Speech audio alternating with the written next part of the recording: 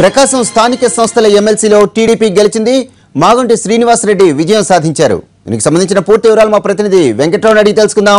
వెంకట్రావు, చెప్పండి, ప్రకాశం జిల్లా స్థానిక సంస్థలో టీడీపీ గెలిచింది, వివరాలేంటి? ప్రకాశం జిల్లా స్థానిక సంస్థల ఎమ్మెల్సీ ఎన్నికల్లో తెలుగుదేశం పార్టీ అభ్యర్థి మాగుంట శ్రీనివాసరెడ్డి 711 ఓట్ల మెజార్టీతోటి గెలుపొందారు. ఆయన వైఎస్ఆర్ కాంగ్రెస్ పార్టీ అభ్యర్థి అట్లా చిన్న వెంకటరెడ్డికి 13 ఓట్లు మాత్రమే దక్కాయి.